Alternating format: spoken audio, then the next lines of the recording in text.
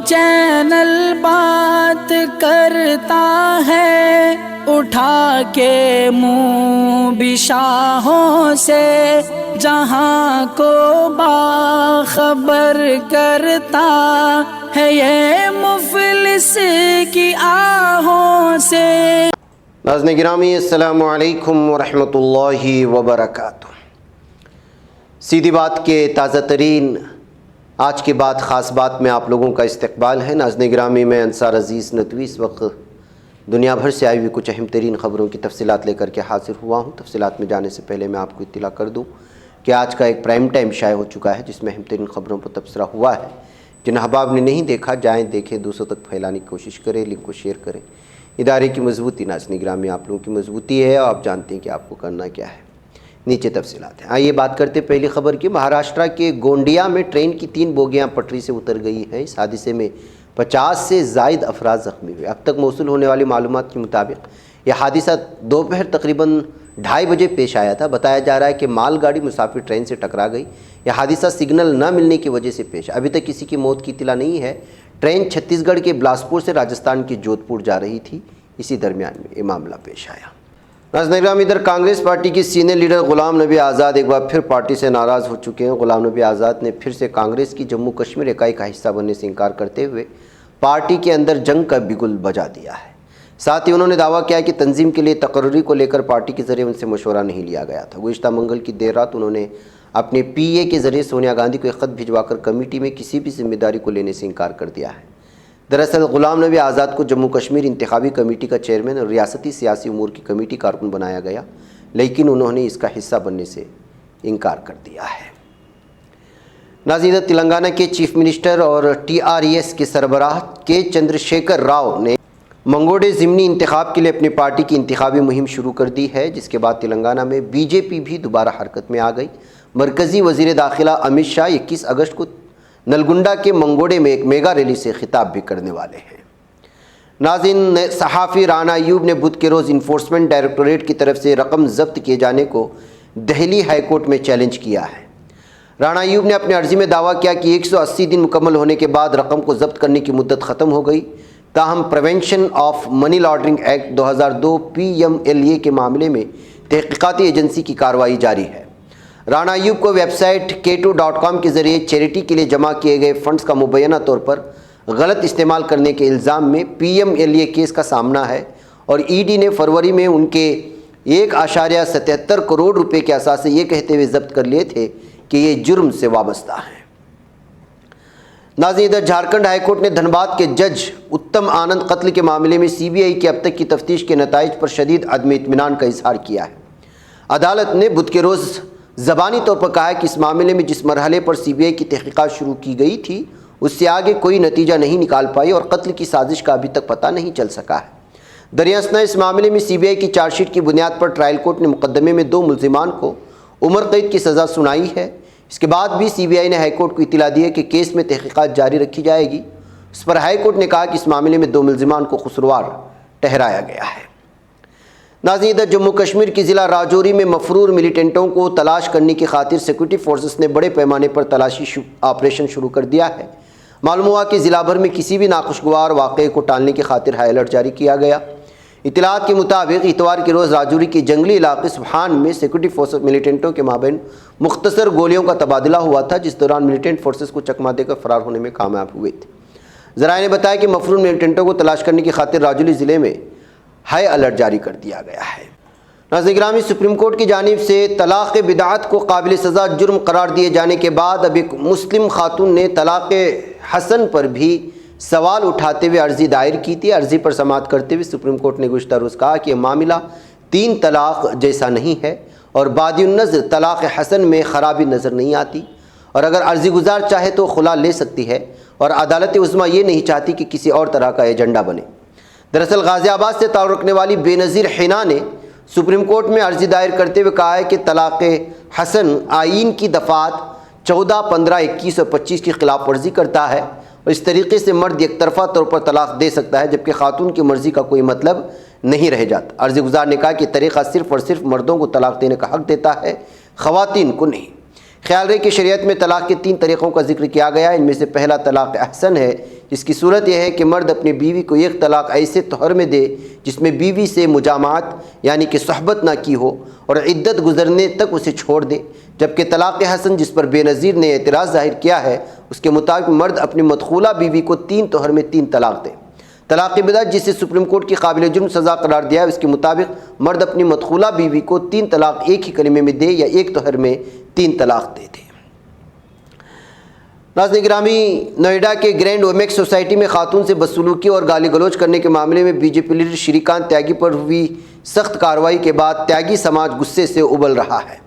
تیاگی برادری کے لوگوں کا کہنا ہے کہ بی جے پی کے رکن پارلیمنٹ نے اپنے سیاسی حریف شری کانت تیاگی کو راستے سے ہٹانے کے لیے اس معاملے کو انتہائی سنگین بنا کر پیش کیا اور شری کانت تیاگی کنبے کا استحصال کیا۔ سماج اب اس پورے معاملے کا جلد جواب دے گا۔ حالات یہ ہے کہ غازی آباد سے لے کر میرٹھ اور مظفر نگر تک تیاگی سماج بری طرح سے شری کانت تیاگی کنبے کی حمایت میں اتر آیا ہے۔ تیاگی سماج کا ماننا ہے کہ شری کانت کے ساتھ اس کی بیوی کی بھی بے عزت کی گئی اور استحصال بھی ہوا اور تمام تیاگی سماج کی بھی بے عزتی ہوئی۔ تیاگی سماج نے شری کانت پر سے گینگسٹر ایکٹ کو ہٹانے اور اسے آزاد کرنے کا مطالبہ کیا ہے۔ اس وقت آگرہ سے لے کر سہارنپور تک تیاگی برادری کے سینکڑوں گاؤں میں غصے کی لہر پائی جا رہی ہے۔ ناظرین، مشرقی وسطیٰ کے ایک ملک یمن میں 8 سال سے جاری بحران کی وجہ سے بے گھر ہونے والے افراد کی تعداد میں اضافہ ہوا ہے، جس سے بے گھر ہونے والوں کی تعداد 43 لاکھ کے قریب پہنچ گئی ہے، جن میں 20 لاکھ بچے بھی شامل ہیں۔ اقوام متحدہ کے بین الاقوامی بچوں کے ہنگامی فنڈ یونیسیف نے اپنے سرکاری ویب سائٹ پر ایک رپورٹ میں کہا ہے کہ یمن میں نقل مکانی کی سب سے بڑی وجہ تنازعات اور خانہ جنگی ہے۔ اقوام متحدہ مسلسل یمن کی بگڑتی ہوئی صورتحال سے خبردار کرتا رہا ہے۔ تنظیم نے پہلے اعلان کیا تھا کہ یمن میں تقریباً 20 لاکھ بچوں کو شدید غذائی قلت کے لیے علاج کی ضرورت ہے، جن میں سے 3,60,000 موت کے خطرے سے دوچار ہیں۔ ناظرین، اقوام متحدہ کی انسانی حقوق کمیشن کی سربراہ میشیل بیچلیٹ کے دورے بنگلہ دیشی کے موقع پر روہنگیا پناہ گزینوں نے قتل کے حالیہ واقعات کے بعد تحفظ کی درخواست کی ہے، جس نے ایک بار پھر انہیں عدم تحفظ کا شکار کر دیا ہے۔ ڈان میں شائع خبررساں ادارے AFP کی رپورٹ کے مطابق میشیل بیچلیٹ نے پورا دن بنگلہ دیش میں پناہ گزینوں کی وسیع و عریض امدادی بستیوں میں مکینوں کے ساتھ ملاقات میں گزارا، جہاں تقریباً 10 لاکھ روہنگیا رہائش پذیر ہیں جنہوں نے ہمسائے ملک میانمار میں ظلم و ستم سے فرار اختیار کیا ہوا ہے۔ رواں ان کیمپوں میں سیکورٹی دوبارہ سخت کر دی گئی جب اس پناہ گزین کمیٹی کے 2 رہنماؤں کو مبینہ طور پر کیمپوں میں سرگرم ایک باغی گروپ نے گولی مار کر کے قتل کر دیا تھا۔ ناظرین، امریکی حکومت نے طالبان کو بڑا جھٹکا دیتے ہوئے افغان فوریکس ریزرو کے تقریباً $7 ارب کے غیر ملکی ذخیرے پر لگی پابندی کو جاری رکھنے کا فیصلہ لے لیا ہے۔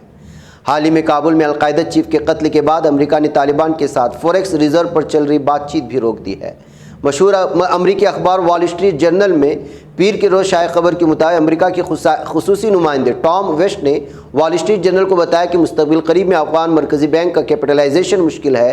امریکی سفیر کا ماننا ہے کہ افغانستان کے مرکزی بینک کے پاس ملکیت کا انتظام و انصرام دیکھنے کے لیے مناسب سیکورٹی اور نگرانی نہیں ہے۔ ناظرین، عراقی علاقے سنجار میں دہشتگرد تنظیم داعش کی جانب سے قتل کیے گئے 47 افراد کی اجتماعی قبر بازیاب کی گئی ہے۔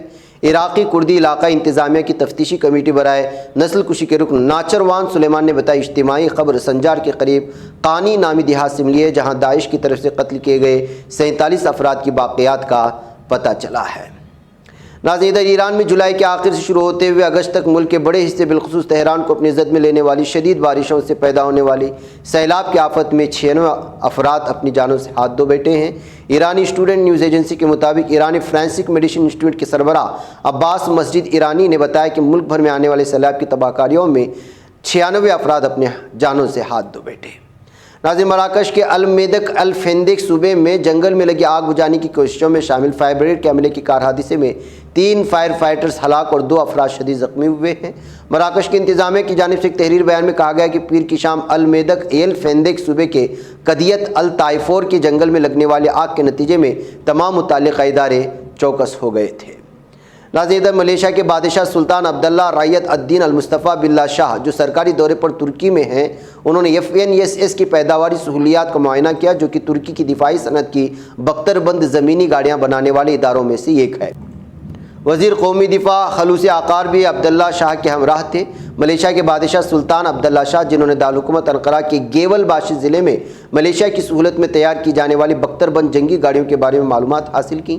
بعد ازاں اس فیکٹری میں جہاں گاڑیاں تیار کی گئی تھیں اس کا معائنہ بھی کیا۔